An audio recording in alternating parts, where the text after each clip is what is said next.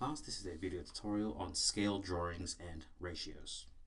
Scale drawings, such as those on maps or building floor plans, represent distances or lengths of real locations. The relationship between the scale distance to that of what it represents in the real world is always in a ratio, where the first number in the ratio is the scale drawing or map distance, and the second number represents what it scales up to or down to in the real world. So for example, here are three different scales that you might see. One is in a true ratio, where there are no units of measurement, meaning whatever unit you measure on the map or the drawing, it is actually 2,500 times larger or further apart. You might see ratios here where there's a unit shown. It's not a true ratio, as ratios shouldn't have any units on them like this, but this is still a ratio for scale drawings. This one is more specific in that 1 centimeter on the map, it is 100 meters in real life.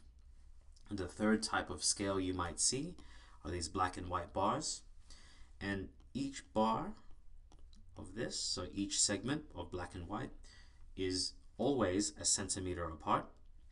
So in this instance, for every 4 centimeters that you measure on the map, it is really 1 kilometer in real life.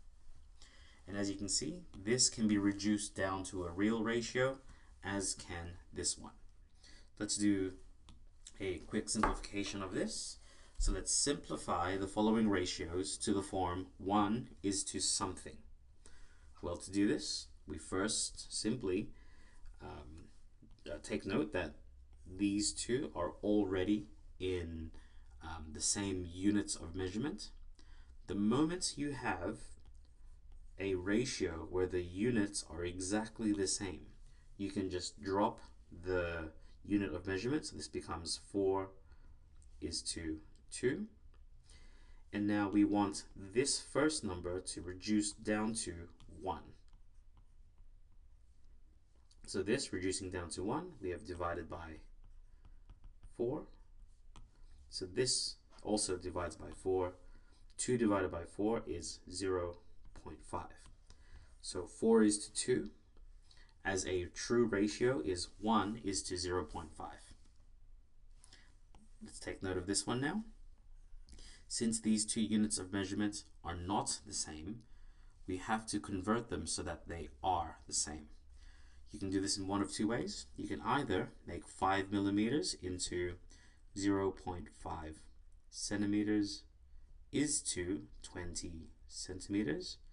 And at this point, since they're both the same unit of measurement, you can now just divide this left-hand side by 0.5, which we do to the right-hand side as well.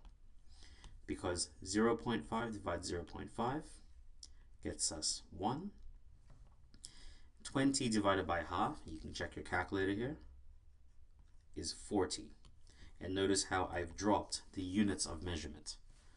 And as I've stated, you can do this in another way, where you change the other number into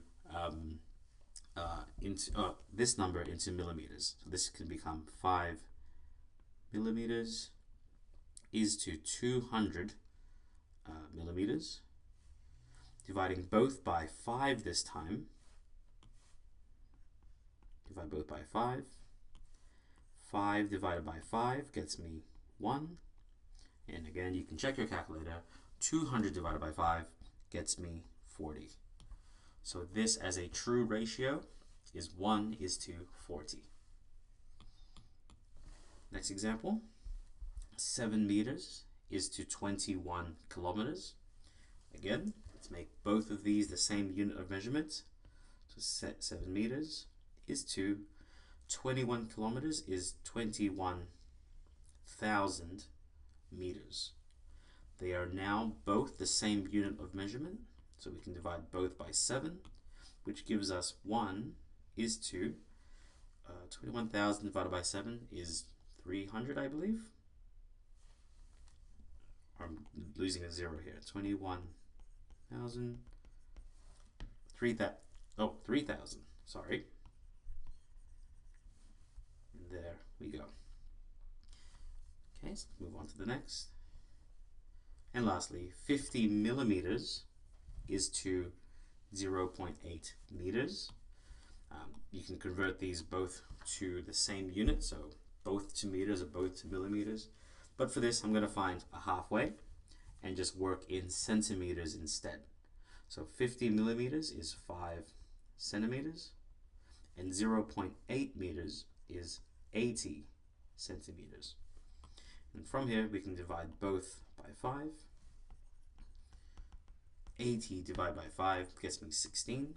So this is 1 is to 16. Okay, so I hope that's given you an insight into just the basics of interpreting scales and how you might reduce them. I hope to see you in the next video where we start applying these to some basic problems. Hope to see you then. Best of luck.